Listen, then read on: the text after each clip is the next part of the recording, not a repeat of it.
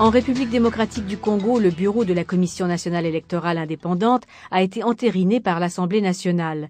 Et c'est l'abbé Apollinaire Malou Malou qui en a été désigné président.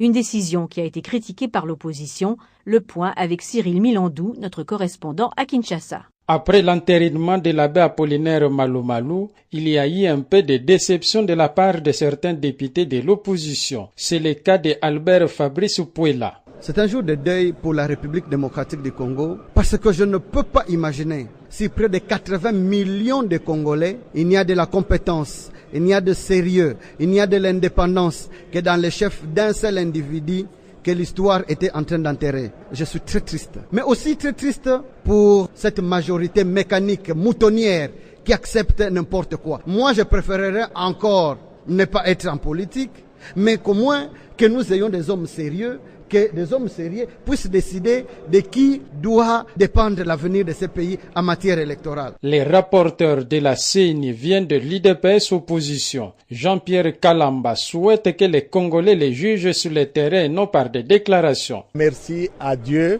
merci aux amis qui ont fait confiance à moi à travers le groupe UDPS alliés. Jugez-moi sur le terrain et par les actions, pas par des déclarations. Les députés de la majorité présidentielle, Zachary Bababachwe, pensent que l'abbé Apollinaire Malou Malou n'aura qu'à corriger les erreurs qu'il a commises. Nous demandons aux différents Congolais qui ont été désignés à différents postes d'être responsables et de nous pondre des élections capables de mettre tout le Congolais d'accord. L'abbé Malou Malou a déjà fait ses preuves en organisant les premières élections dans ce pays. Il connaît les erreurs qu'il a commises. Eh bien, il va faire sienne les remarques qui ont été faites à son successeur, le pasteur Ngoï Mulunda, pour nous pondre des élections apaisées. C'est ce que nous voulons. Le rapporteur vient de l'UDPS limité, c'est-à-dire vient du patriarche Tshisekedi. L'UDPS est un grand parti politique dans ce pays. Il y a eu d'autres institutions dans lesquelles il n'était pas là. Regardez le bureau de l'UDPS de Tshisekedi représenté. La CENI aujourd'hui, nous avons l'UDPS de Tshisekedi. Eh bien, ça va peut-être mettre au calme tous les autres petits partis qui mettent le mouniéré sur la tête et non dans le cœur. Pour sa part, Gaston Moussemina, député PPRD, majorité présidentielle, indique que l'opposition ne peut contester les choix d'une autre composante qu'est la société civile.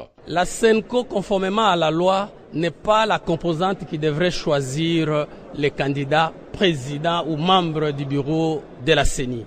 Il s'agissait bel et bien des confessions religieuses. Il y a 7 autres sous-composantes. Je crois qu'à l'issue du vote qui a lié l'ensemble, je dirais même la majorité de membres de cette composante confession religieuse ont porté l'air de voler Malou Malou. Je n'ai pas vu une contestation formelle de la SENCO auprès du bureau de l'Assemblée nationale qui était en train de faire l'arbitrage. La SENCO, Conférence épiscopale nationale du Congo, se prononcera dans les tout prochains jours du cas de l'abbé Apollinaire Malou Malou. Kinshasa, Cyril Milando pour la Voix de l'Amérique. Vous écoutez Zapping Info Congolaise. Sécurité en RDC avec la province orientale qui n'est pas épargnée par la violence. En l'espace d'une semaine, 2 personnes ont été abattues par balle par des hommes armés. Une situation qui inquiète la population qui plaide pour l'intensification des patrouilles et le renforcement de l'armée. Correspondance de Radio Okapi. Des personnes ont été tuées par balle cette semaine par des hommes armés vers Kasséni. Il s'agit d'un taximène dont la moto a été emportée et ses poissons frais pillés jeudi dernier. Un autre jeune de 16 ans a été abattu par des inciviques identifiés comme des miliciens au village de Mandjé à une dizaine de kilomètres de Kasséni. Une femme de 28 ans a été également enlevée par des hommes armés. La population déplore également la recrudescence des cas de vol à main armée dans la région. Les chefs des collectivités de Bahema Sud dénoncent la circulation illégale des armes dans son entité qui serait à la base de cette insécurité. Deogracias Roussoké plaide pour l'intensification des patrouilles et les renforcements des positions des FARDC. Bounia Isakre Moyope, Radio Kapi. Vous écoutez Zapping Info Congolaise. Les rebelles du M23 sont retournés à Kampala hier pour négocier avec le gouvernement congolais. Ils avaient quitté la table des discussions en avril dernier au bout de 5 mois de négociations qui ont abouti à un accord. Mais sur un seul point, l'évaluation des accords du 23 mars. Le gouvernement congolais n'est pas prêt à transiger sur une revendication pourtant cruciale du M23, l'intégration de ses troupes gradées dans l'armée congolaise. Et cette fois, pour éviter que les discussions ne tournent court, Kinshasa appelle la médiation ougandaise à proposer un accord final. Mais le porte-parole politique du M23, Amani Kabasha, affirme que la solution doit venir des Congolais eux-mêmes. nous pensons qu'il y a quand même une avancée significative dans les conflits à l'est de la République démocratique du Congo. Après le passage du secrétaire général des Nations Unies, qui a dit qu'il a compris les causes pour lesquelles M23 se battait. Et nous sommes là justement pour discuter de tous les problèmes de l'Est et trouver une solution durable. Le gouvernement congolais a récemment déclaré qu'il était prêt à négocier avec vous à Kampala, mais qu'il souhaitait que ce soit la médiation ougandaise qui propose une résolution. Est-ce que vous êtes d'accord avec ce point de vue? Est-ce que ça peut être une option pour vous aussi? Nous pensons que la médiation propose une résolution. Je ne sais pas si ça pourra arranger les Congolais. Nous pensons que la solution doit venir des Congolais, parce que les problèmes sont congolais. Donc c'est à nous, les belligérants, c'est le gouvernement congolais et les M23, c'est à nous de trouver un terrain d'attente. Vous avez pris note aussi des déclarations du gouvernement selon lesquelles les gradés du M23 ne seront pas intégrés ou réintégrés dans l'armée congolaise. Nous avons des militaires qui sont aguerris, des militaires qui sont disciplinés. Je ne vois pas pourquoi on voudrait prendre ces militaires et les mettre de côté. Nous pensons que tous les Congolais, ceux-là qui le veulent, servir leur pays, on ne comprend pas pourquoi on les mettrait de côté. Le porte-parole politique du M23, Mani Kabacha, il était joint par Maud Julien. Vous écoutez Zapping Info Congolaise. Nous nous intéressons à la précarité des conditions de vie des déplacés de l'Est de la République démocratique du Congo, plus particulièrement le camp de transit de Sotraki, où les personnes qui ont fui les combats entre les FARDC et le M23, les déplacés de Moutao et Mouja en territoire de Yaragongo ont été transférés. Leyouera s'est rendu sur place. Ce magazine est une rediffusion.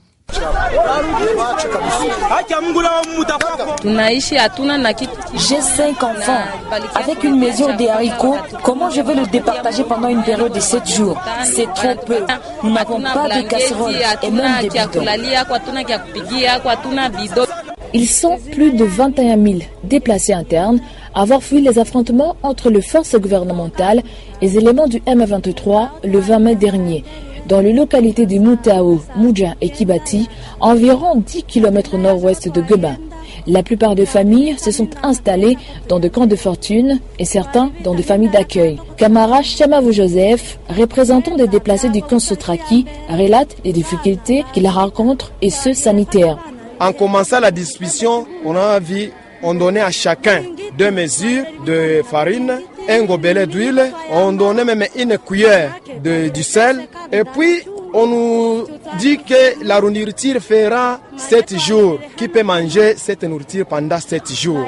Les difficultés que nous avons dans ce camp est que la faim seulement. Nous n'avons pas la nourriture, le médicament qu'on nous a amené ici par le Médecins Sans Frontières ne suffit pas. Et les gens commencent à se débrouiller maintenant aux pharmacies. Pour John Mabrouki, infirmier à MSF Belgique, les besoins sont multiples et privilégient davantage les femmes et enfants.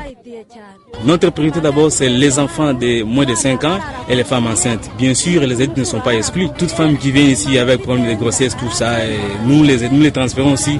Nous avons des hôpitaux que nous travaillons en partenaire avec eux, qui prennent aussi en charge par rapport à la limite de nos moyens que nous disposons ici. Mais tout ce qui est enfants avec des palus, des infections respiratoires, ils sont bien soignés sans problème. En fait, nous sommes en partenariat avec l'hôpital Sebekandosho. Nous travaillons aussi en partenariat avec l'hôpital, le centre de référence de Massé et la Providence, ici dans les questions Keshero. Ce sont d'abord les deux là qui travaillent avec nous. Pendant ce temps, les déplacés cantonnés à Sotraki souhaitent regagner leur milieu d'origine. Ainsi demandent-ils aux autorités, vu les conditions de précarité. Et les gens se lamentent comment le gouvernement peut s'arranger, comment au moins amener la sécurité, la bonne sécurité chez nous pour qu'on puisse rentrer. Puisque ici, nous ne faisons rien. Nous souffrons seulement sans aucune aide, sans aucun quoi. Le Programme alimentaire mondial a distribué leur première assistance humanitaire le samedi 1er juin à Goma. Sur les 21 000 personnes qui ont quitté leur localité à cause des combats, 5 200 ont reçu de vivres constitués de grains de maïs, de petits pois, de sel iodé et d'huile végétale pour couvrir le besoin alimentaire d'urgence de bénéficiaires pour une semaine. Souligne Jaousidé, chargé de communication au PAM Nord Kivu. Le PAM a entamé une série de distributions de nourriture en faveur des déplacés internes. On a distribué là-bas de la farine de maïs, de petits pois, de sel et de l'huile. C'est une ration d'une semaine. Sotraki, comme vous l'avez vu, c'est un site de transit selon les partenaires qui gèrent ce site. Et donc ces gars sont là temporairement, ils vont partir d'un moment à l'autre. La distribution ne s'arrête pas là. Aujourd'hui, à l'heure où nous parlons, il y a d'autres distributions qui sont en cours dans les sites de Buhimba et de Nzulo en faveur d'autres déplacés, dont certains plus récents venant de Moutaou et de Moudja. Ils ont fui les derniers affrontements entre les troupes gouvernementales et les rebelles du M23. Et là-bas, c'est une ration beaucoup plus consistante qui va leur permettre de couvrir leurs besoins pendant un mois.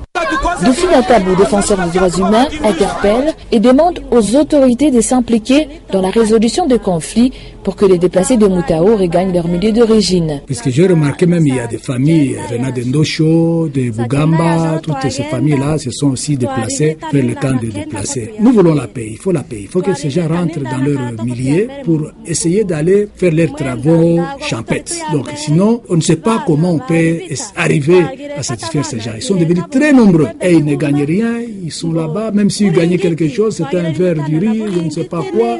Vraiment, il faut qu'on pense sur ça. Il faut qu'on arrête de guerre. Laissons les gens rentrer chez eux pour aller cultiver. Je crois que c'est ce que nous pensons, qu'il faut faire beaucoup de messages de paix, aller vers les gens qui sont en train de prendre les armes, de déposer les armes, qui s'attendent sur une table pour que ces gens rentrent dans leur milieu de village pour aller cultiver leurs champs. Sinon, c'est dramatique. Goma, Lei Ouera, BBC Afrique. Vous écoutez Zapping Info Congolaise. Le Congo, le gouvernement de la République démocratique du Congo a décidé depuis plus de 8 mois de payer les fonctionnaires par voie bancaire. Ce système vise près d'1 million d'agents de l'État qui doivent être bancarisés. Mais 8 mois après, plusieurs fonctionnaires éprouvent des difficultés à percevoir leur salaire. Insécurité et manque d'infrastructures bancaires de proximité, voilà autant de difficultés recensées. Notre correspondant Salé Mwana Milongo revient des Féchi à près de 1000 km à l'est de Kinshasa, dans la province du Bandundu, dans le sud-ouest de la République démocratique du Congo, et nous décrit l'ambiance de la paix des fonctionnaires de l'État. Nous sommes de loin, à 200 km, on vient à pied. Au lieu de nous libérer facilement, on fait 3-4 jours. On n'a pas de logis ici. L'État doit penser à ça. Alphonse Moukaya, 42 ans, est enseignant à l'école primaire Kimbongo, située à plus de 200 km de Féchi. Il est venu prendre son salaire. C'est la première fois que les enseignants de Féchi vont être payés par voie bancaire. Avec son bébé de 3 mois au dos, Lydie Massini, enseignante à l'école Zimbo de Féchi, comme plusieurs d'autres enseignants de cette localité, se félicite de l'innovation, mais déplore la lenteur dans la procédure d'identification. Nous sommes venus pour le contrôle. Nous attendons toujours notre argent. Nous avons des bébés. Nous venons à pied. Il n'y a pas les moyens de déplacement pour venir chercher l'argent en question. Donc, nous souffrons beaucoup. En province, les banques sont très éloignées des lieux où vivent les fonctionnaires. Cela perturbe les activités administratives et scolaires. La semaine dernière, un enseignant qui était allé chercher son salaire a été tué sur le chemin du retour par des bandits. L'enseignant était ici à son retour. Il a été assassiné.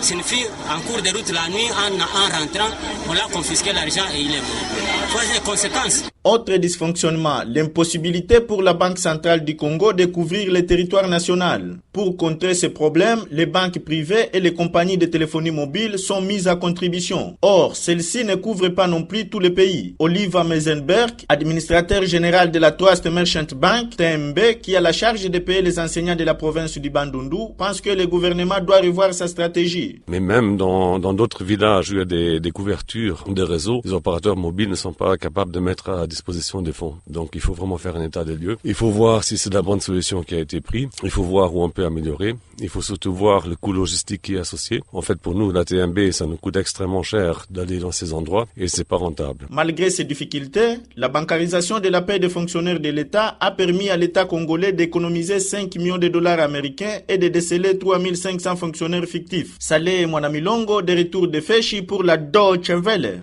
Et si vous écoutez Zapping Info Congolaise. de son peuple. La RDC à prison avec l'envoyé spécial du secrétaire général des Nations Unies pour les Grands Lacs qui mise sur l'implication des femmes et de la société civile pour la réussite du processus de paix dans ce pays. Pour Mary Robinson, suite à la signature de l'accord cadre le 24 février dernier par les 11 chefs d'État de la région, il est nécessaire d'engager et d'encourager les gouvernements, mais aussi de les tenir responsables.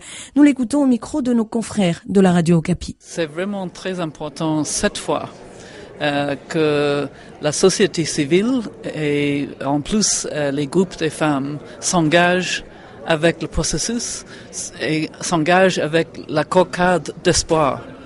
C'est un accord cadre que les États membres ont signé, les 11 présidents, le 24 février. Et c'est nécessaire maintenant d'engager et d'encourager les gouvernements, mais leur tenir compte. Et la situation est grave et difficile, mais ce qui me donne beaucoup d'espoir, c'est qu'il y a des groupes de femmes qui ont travaillé sur les plans d'action au sujet du Conseil de sécurité 1325.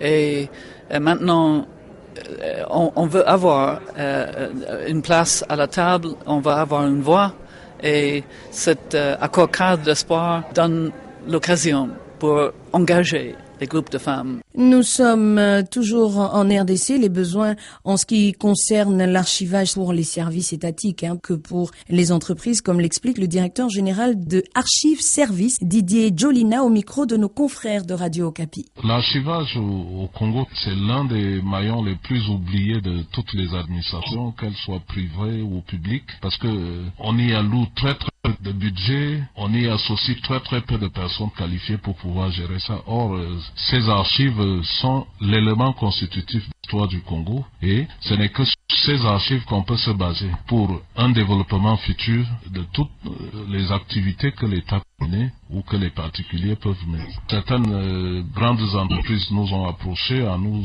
confiant leurs archives pour l'organisation et en nous confiant leur personnel pour la formation dans les techniques d'archivage, que ce soit sur le support papier ou sur le support électronique. Je partirai de tout le secteur minier. On a le secteur douanier également, le secteur de la sécurité sociale, les écoles. Vous écoutez Zapping Info Congolaise. Les Congolais sont eux aussi victimes d'exactions, notamment les enfants recrutés par des hommes armés. Il semblerait que les rebelles du M23 chercheraient quelques 53 enfants soldats qui auraient réussi à leur échapper. C'est en tout cas ce qu'indiquent les Nations Unies.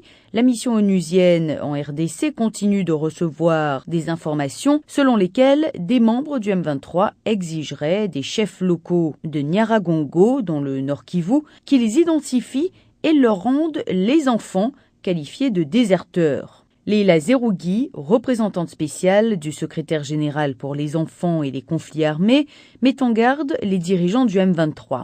Ils seront personnellement tenus pour responsables s'ils persistent à vouloir les ramener dans leur rang. Nous l'écoutons. On a appris que des chefs de M23, des commandants qui essayent de récupérer les enfants, qui les cherchent, qui veulent les reprendre. Des enfants qui ont été recrutés de façon arbitraire, en violation de toutes les règles, et qui sont forcés d'aller faire la guerre, de subir la séparation avec leur famille, de commettre des atrocités, d'être exposés à des violences, d'être empêchés d'avoir leur enfance, d'aller à l'école, et on essaye de les reprendre, de les re-recruter. Recruter ces enfants est un crime ? Absolument que c'est un crime. Ils assumeront personnellement, directement, la responsabilité si quelque chose arrive à ces enfants et si on continue à les harceler ou à harceler les communautés pour les reprendre. Parce qu'il ne faut pas oublier que le leadership du M23 est listé dans le rapport du secrétaire général pour recrutement d'enfants, mais en plus, plusieurs de ces chefs sont sur la liste des sanctions pour recrutement d'enfants. Donc, ils sont en train d'aggraver leur situation. La Cour pénale internationale s'est déjà prononcée sur Thomas Lubanga. Le deuxième en cours concerne Germaine Katanga. Bosco est actuellement en cours d'investigation après qu'il s'est rendu à La Haye. Et donc, il faudrait que les autres sachent qu'ils ne sont pas intouchables. Et en plus, ils sont en train de négocier pour pouvoir être intégrés dans un processus de paix, dans un processus politique. Ils n'auront pas d'avenir politique s'ils continuent à défier la communauté internationale et à commettre des violations graves et des crimes internationaux. Leila Zerougui, représentante spéciale du secrétaire général pour les enfants et les conflits armés. Et nous restons dans l'est de la RDC, où les défenseurs de la liberté de la presse tirent la sonnette d'alarme. 2 journalistes ont été arrêtés la semaine dernière à Beni, dans la région troublée du Nord Kivu. Ils sont poursuivis pour diffamation. L'organisation congolaise Journalistes en danger, qui dénonce une multiplication de ce type d'arrestation, demande leur libération. Chivis Chivwadi, secrétaire général de JED. Chirac Katalia, qui est de la radio Ngoma. Il a été arrêté pour avoir évoqué une possible défection d'un commandant de secteur de forces armées. Alors après, il s'est avéré que cette information n'était pas vraie. Elle a été démentie par l'officier lui-même et ce démenti a été repris par toutes les radios de Beni, mais malgré cela, le journaliste a été quand même arrêté. Kassai Pilipili a lui aussi été arrêté. Pourquoi ? Kassai Pilipili travaille pour la radio Liberté de Beni. Lui, il est arrêté toujours le week-end pour avoir dénoncé un détournement par le maire d'une somme de plus ou moins $20 000 qui était destinée à la réfection d'un pont à Beni. Ces 2 journalistes sont poursuivis pour diffamation, où on appelle généralement ici imputation dommageable. La législation congolaise en matière de diffamation sanctionne des journalistes même quand les informations qu'ils ont diffusées sont vraies. Mais ce qui est grave ici, c'est que les journalistes sont jetés en prison alors même qu'ils ne sont même pas encore condamnés et alors qu'ils doivent bénéficier, comme tout citoyen, de leur présomption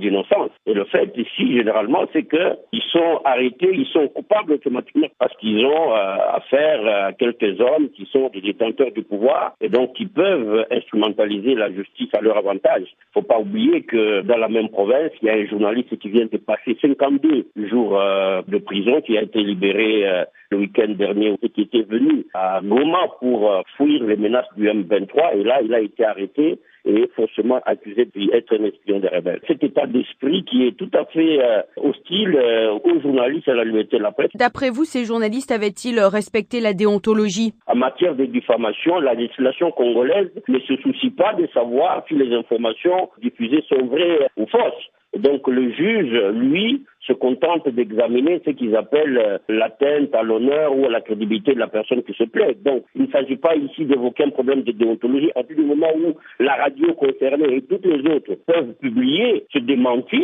parce que le journaliste peut avoir été induit en erreur, moi je dis, il n'y a aucune raison pour cela de pouvoir arrêter un journaliste, de pouvoir en tout cas le mettre en prison. C'était Chivis Chivwadi, secrétaire général de JED.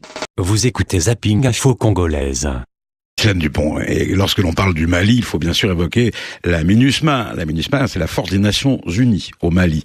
Eh bien, elle sera dirigée par le général rwandais Jean Bosco Kazura. Il a déjà servi en tant que commandant adjoint de la force de l'Union africaine au Darfour, au Soudan. Et là, au Mali, il aura la charge des 12 600 militaires déployés par l'ONU et les premiers casques bleus seront déployés dans le nord du pays à partir du 1er juillet. Et puis, il sera secondé par un général nigérien et un chef d'état-major français. Karim Lebourg, vous êtes à New York au siège de l'ONU. Le Tchad avait exprimé le souhait de diriger la MINUSMA, mais la candidature d'un général tchadien n'a pas été retenue. Pour prendre le commandement de la MINUSMA, l'ONU cherchait avant tout un francophone. Le Tchad était candidat, un choix justifié par les bonnes performances des soldats tchadiens qui se sont battus aux côtés des Français. Un général présenté par le Tchad a été auditionné, mais il n'a pas convaincu. Jean Bosco Kazura, au contraire, a séduit. Ce général rwandais a déjà été le commandant adjoint de la force de l'Union africaine au Darfour. L'ONU n'est pas avare de critiques sur la politique rwandaise en RDC, mais les diplomates reconnaissent aussi que l'armée rwandaise est parmi les plus efficaces et les plus disciplinées du continent. Cette discipline, Jean Bosco Kazura en aura besoin. Cette mission de maintien de la paix au Mali sera particulièrement difficile. L'ONU s'attend à des attaques contre les casques bleus. Jean Bosco Kazura sera secondé par un général nigérien et par un général français au poste de chef d'état-major. La Chine a promis de fournir des unités de génie pour le soutien logistique à la MINUSMA. Karim Lebourg, New York, RFI. La nomination d'un général rwandais, eh bien, le ministre tchadien des Affaires étrangères ne souhaite pas s'exprimer sur le sujet. Le président tchadien, Idriss Déby, a été prévenu de cette décision de mettre donc un Rwandais à la tête de la MINUSMA lors du récent sommet au Japon. Le secrétaire général de l'ONU a discuté directement avec Idriss Déby pour le lui dire. Nous prenons acte de cette décision et nous restons disponibles pour participer à cette force onusienne. Voilà ce qui est dit, mais pas de déclaration officielle. Et puis, le comité de soutien aux Fatim, les forces armées tchadiennes au Mali, exprime sa déception après cette décision, encore une fois, de nommer un général rwandais à la tête de la MINUSMA. Le candidat tchadien, le général Oumar Bikimo, qui dirigeait le contingent tchadien au Mali, remplissait, selon ce communiqué et ce comité, toutes les conditions pour prendre la tête de la force de l'ONU. Cette décision ne récompense pas l'investissement et le sacrifice du Tchad au Mali. Voilà ce qu'estime le président du comité de soutien aux Fatim. Vous écoutez Zapping Info Congolaise. République démocratique du Congo, la nouvelle commission électorale est désormais dirigée par l'abbé Apollinaire Malou Malou, qui a été désigné vendredi et qui a déjà dirigé l'ancienne CENI. Le vice-président André Pungwe est de la majorité présidentielle et le rapporteur Jean-Pierre Kalamba est du parti d'opposition UDPS. Ce nouveau bureau fait encore grincer des dents à Kinshasa, où l'opposition et la société civile craignent de voir les erreurs du passé se reproduire, alors qu'il s'agit justement de les éviter. Mais pour la plupart des observateurs, c'est moins la nomination de l'abbé Malou Malou qui alimente la controverse que celle d'un vice-président proche du pouvoir. Selon le président de l'Assemblée nationale, Aubin Minakou, le choix des membres de la nouvelle CENI a tenu compte de l'équilibre dans la représentation provinciale présentée par les différents groupes parlementaires. Voici une analyse de Philippe Biyoya, professeur de sciences politiques à l'université de Kinshasa. Le vrai problème, c'est qu'à la fois, il y a le problème de l'abbé Malou Malou qui devient problème à partir du moment où on a fait entendre qu'il n'avait pas l'aval de son église et que les associations liées à l'église préféraient quelqu'un d'autre, un laïc plutôt qu'un religieux. De deux, c'est parce que les gens ont des craintes que la CENI d'aujourd'hui ne reproduise la CENI d'autrefois, qui soit en fait une boîte essentiellement servie des intérêts des politiques plutôt qu'une institution, une organisation transparente. Que penser du rapporteur qui est de l'UDPS justement? Est-ce que cela va permettre un certain équilibre? La CENI de l'année passée avait même un vice-président qui était du MLC, qui était en plus un professeur d'université constitutionnaliste. Il n'a pas su arrêter en fait la tornade ou la détermination de ceux qui en fait avaient leur idée de la démocratie électorale en tête. Donc le problème c'est qu'il d'après la loi électorale, le président en fait n'aurait pas suffisamment de pouvoir parce que tout le pouvoir de la direction reviendrait au vice-président qui lui est de la majorité présidentielle et le grand nombre de membres de la majorité dans le comité, même s'il existerait une assemblée cette fois. Et je pense que ce qui bloque la démocratie électorale en RDC, c'est le fait que les partis ne sont pas compétitifs. C'est-à-dire que les gens ne peuvent pas gagner des élections par en fait des discours, des messages, des campagnes qui suscitent de l'adhésion populaire. Ce ne sont pas des politiques qui s'affrontent, qui rivalisent. Ce ne sont pas des projets de société qui rivalisent. Et donc c'est en fait les volontés de conserver le pouvoir ou en fait de renverser le pouvoir qui s'affrontent. À partir de ce moment, vous comprenez que lorsque les machines à produire les résultats ne fonctionnent pas, on trouve en fait des formules qui donnent des raccourcis. C'était le professeur Philippe Biyoya. Suite à l'introduction d'une motion de défiance contre le gouverneur de la province du Nord Kivu en RDC, le gouvernement congolais a convoqué lundi à Kinshasa le bureau de l'Assemblée provinciale pour une concertation de 48 heures. Prévu le 10 juin, Goma, la plénière de l'Assemblée provinciale qui devait examiner la motion de défiance contre le gouverneur Julien Paluku a été renvoyée au lendemain. Le quorum des députés n'ayant pas été atteint, mais cette démarche a été suspendue par le ministre de l'Intérieur congolais qui a exigé dans un message officiel de surseoir la motion pour raison de sécurité.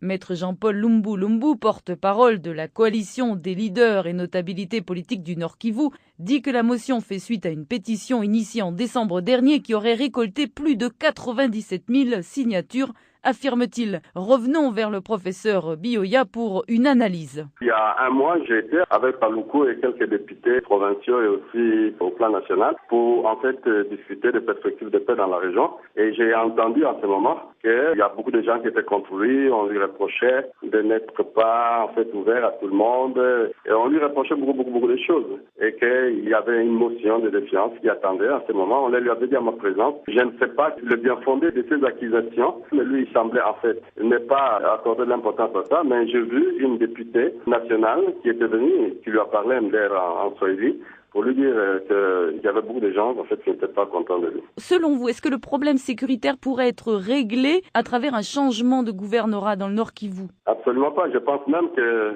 s'il a des problèmes à cause souvent de ses analyses personnelles de la situation sur le terrain qui ne semble pas souvent plaire en fait, à ses opposants qui sont nombreux, c'est que son départ pourrait même hypothéquer en fait, l'avenir sécuritaire de cette province. Parce qu'il ne faudrait pas que l'on mette Paluku dehors parce qu'on voudrait quelqu'un qui serait en fait très proche des thèses qui ne favorisent pas l'affirmation ni de l'autonomie de la province, ni de son appartenance à la RDC, encore moins de la capacité pour cette province à aider l'ensemble de la République à résoudre le problème avec le Rwanda. Alors justement, sur la question du règlement du conflit dans l'est de la RDC, les discussions de Kampala, c'est un processus qui traîne, auquel on ne voit pas d'issue à court terme. Et il y a également un autre accord, la signature du 24 février, l'accord cadre d'Addis Abeba, un processus important dont on parle peu finalement. L'accord cadre d'Addis Abeba, c'est une belle initiative en fait, du secrétaire général des Nations Unies dans un contexte d'impasse général. Parce que le Rwanda ne veut pas en fait d'un règlement négocié,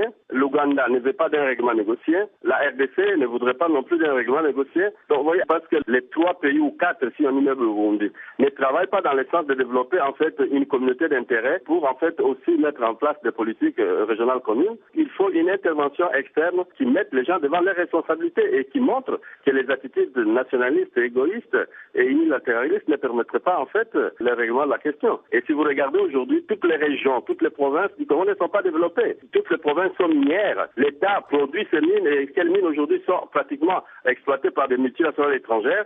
Alors comment voulez-vous comprendre que les Congolais acceptent que le règlement du problème rwandais se fasse en fait avec comme prix le sous-développement du Congo et pratiquement en fait l'impuissance de l'État congolais. Donc je pense que ce sont des bons accords. Quant aux négociations de Kampala, je pense que l'issue heureuse des négociations de Kampala, c'est leur intégration dans les négociations qu'obligatoirement la RDC doit avoir avec le Rwanda pour chercher une solution durable, qu'on construise des intérêts communs et je crois qu'on peut se sécuriser mutuellement à travers les institutions. C'était Philippe Biyoya, professeur de sciences politiques à l'université de Kinshasa.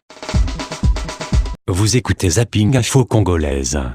Un détour par la République démocratique du Congo, direction Goma, c'est dans l'est du pays. Goma, où l'on attend l'arrivée prochaine de la brigade d'intervention de la MONUSCO. Arrivée ressentie diversement entre mélange d'espoir et de scepticisme, voire de défiance. Notamment dans l'un des quartiers de la ville atteint par des tirs à l'arme lourde lors d'une brève reprise des combats entre l'armée régulière et la rébellion du M23, et cela après plusieurs mois de trêve. Stéphanie Aglietti, vous êtes à Goma pour RFI. C'est le cas aussi dans l'un des camps de déplacés de Mugunga.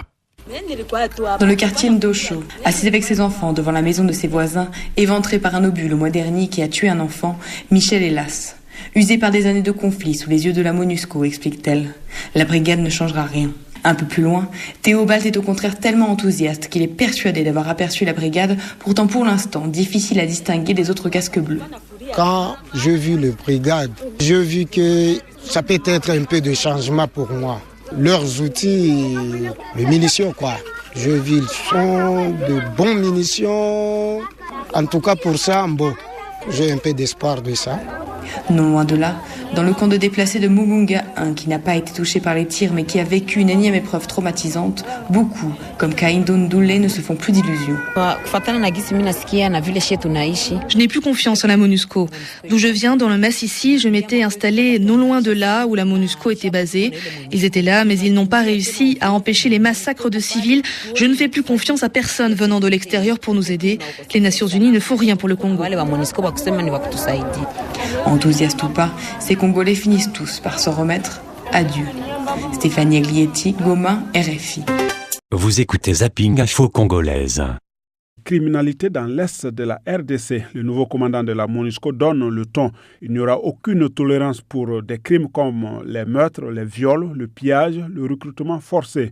Lors de sa première visite officielle dans la capitale du Nord Kivu, le général brésilien Carlos Alberto dos Santos Cruz s'est voulu très ferme, rappelant que la priorité est la protection des civils. Plus de précisions avec le porte-parole militaire de la MONUSCO, le colonel Félix Prosper Bass, joint par Nathalie Barge.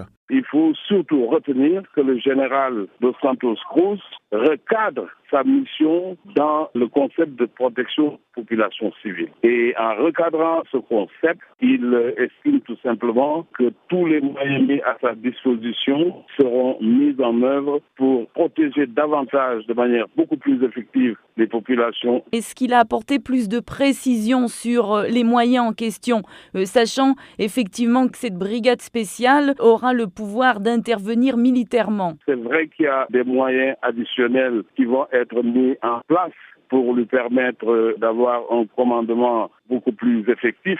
Notamment, vous venez de le mentionner, la brigade d'intervention, mais aussi d'autres moyens additionnels comme le déploiement très prochain des aéronefs sans pilote, à d'autres termes des drones. Je pense que c'est dans ce concept-là qu'il faut voir ça et ne pas seulement se focaliser sur les opérations militaires qui vont être conduites contre les groupes armés. Parce que vous savez, nous devons avoir une approche holistique dans tout ce qui se fait aujourd'hui au niveau de l'Est de la République démocratique du Congo. Est-il prévu dans ces moyens, notamment au sein de la MONUSCO même, d'approcher les groupes armés afin de les inciter à désarmer et ce qui permettrait d'éviter des combats? Il est évidemment souhaitable que la nouvelle posture de la MONUSCO, parce que le concept a changé, la brigade bien sûr va imposer la paix au mieux, mais il est toujours souhaitable que cette paix ne soit pas imposée par les armes, qu'elle soit imposée par une prise de conscience des groupes armés qui doivent se rendre compte de deux choses. La première, c'est qu'ils ont assez fait souffrir des populations, mais aussi ils doivent savoir qu'une nouvelle posture a été adoptée et que l'application du mandat qui nous a été donné se fera l'esprit et la lettre du mandat. Le général a mis l'accent notamment sur la collaboration avec les FARDC.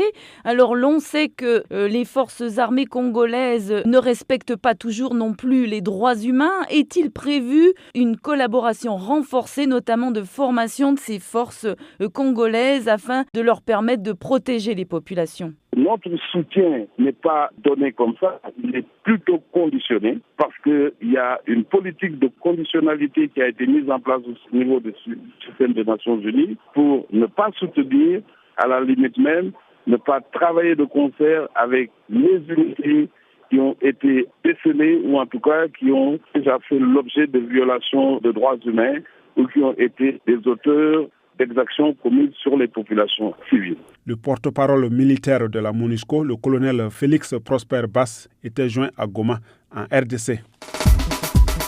Vous écoutez Zapping Info Congolaise. Des 16 personnes ont été brûlées vives au Katanga, dans le sud-est du pays, par un groupe armé qui revendique l'indépendance de cette riche province minière. Des combats sporadiques sont souvent signalés entre l'armée loyaliste et les indépendantistes katangais.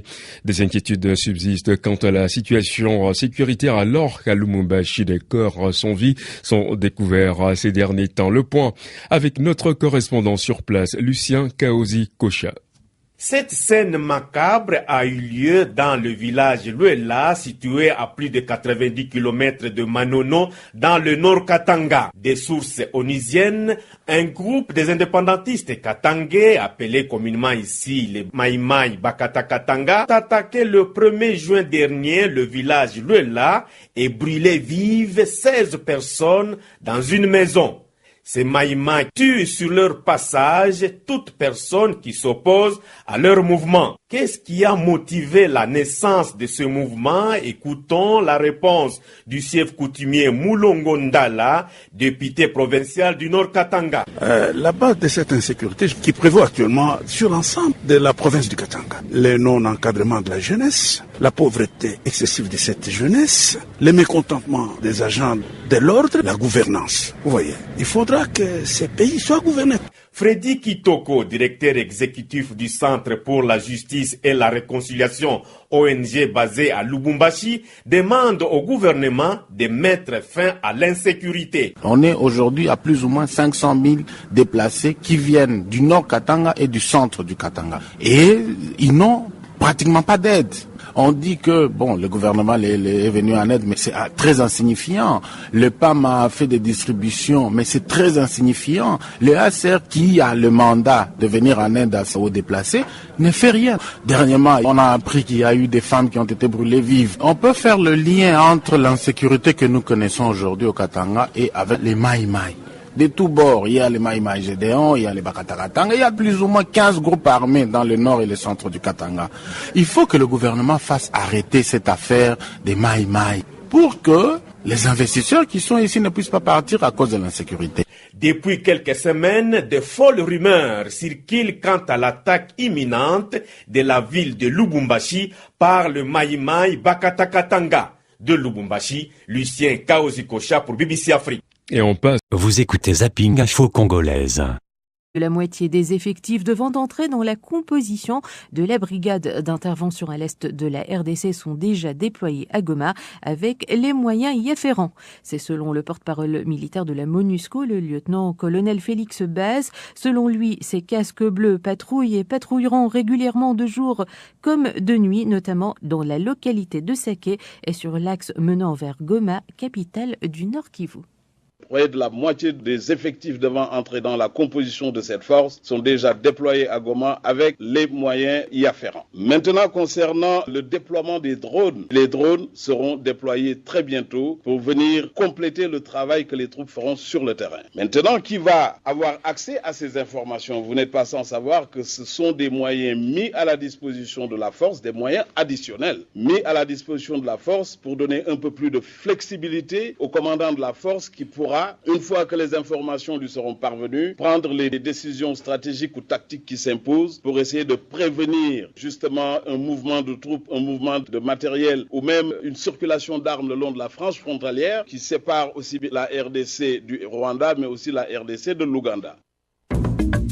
Vous écoutez Zapping Info Congolaise. La société civile du Nord Kivu accuse les rebelles du M23 d'avoir tiré à bout portant sur 2 civils à Kiwanja, en territoire de Rutshuru. Selon son communiqué, les assaillants ont procédé à un pillage de porte à porte et emporté entre autres des chèvres, des matelas, des téléphones, des ustensiles de cuisine et d'autres biens de valeur. Mais un porte-parole du M23 a attribué cette attaque aux civils qui étaient en détention d'armes. En tout état de cause, à Goma, un commerçant de la capitale provinciale et sa famille ont été victimes eux aussi de cette insécurité grandissante, comme le dira dans un instant à Idrissa Seydoudia, le vice-président de la société civile du Nord Kivu, Maître Omar Kavota, qui revient d'abord sur l'incident de Kiwanja. Le isolement du M23 était en plein acte de pillage au quartier Bouzito à Kiwanja et les jeunes du quartier qui ont cherché à identifier ces éléments qui pillaient, lorsqu'ils ont tenté d'approcher ces pillards, les éléments du M23 ont résolu tout simplement tirer sur ces jeunes.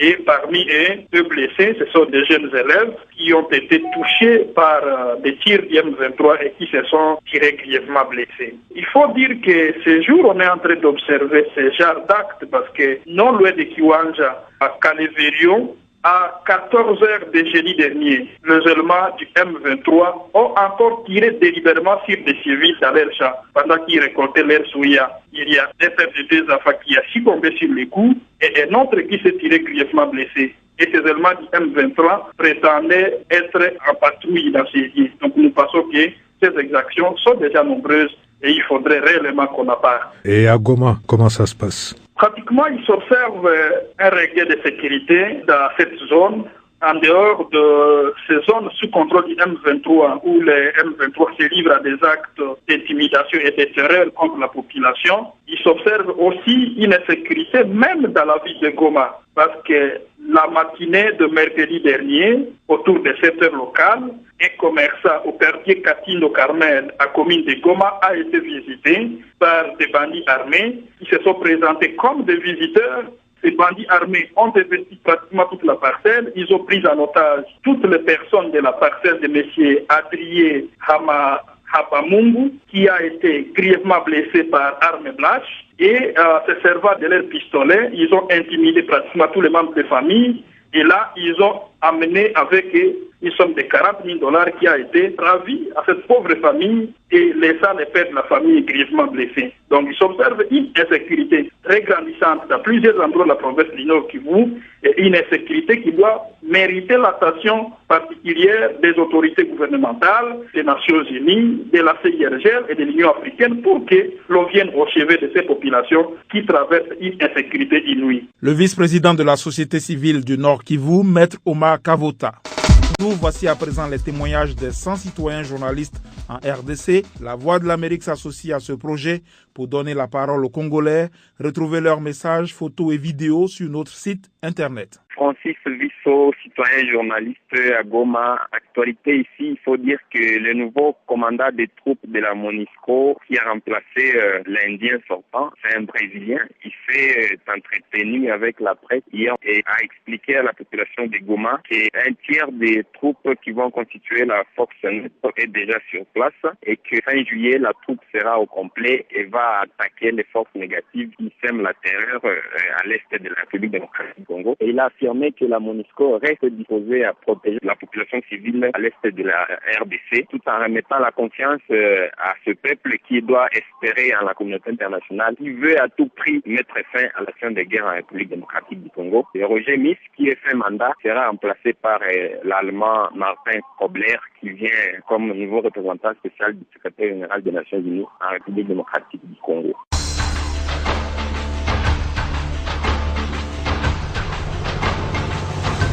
Algas Congo, il y a du vin à Kananga. Une affaire un peu drôle, c'est historique, qui s'est produit hier dans une commune de la ville où une jeune dame, vingtaine d'années, qui restait chez ses grands-parents, a donné naissance à un enfant. Il ne voulait pas de l'enfant. Il a aussitôt mis au monde de l'enfant. Il a cassé les jambes. Il est allé jeter l'enfant dans un WC et les cris de l'enfant et les voisins, ils ont mobilisé la police et les autorités locales. On a ouvert les installations, on a trouvé des nouveaux-nés qui étaient là, les jambes cassées. Et quelques instants après, l'enfant est rendu là. Et on a mis la main sur l'auteur de cet acte ignoble. Il est aux arrêts, on parle. Et ça marque la qualité chez nous à Kananga. La Voix de l'Amérique.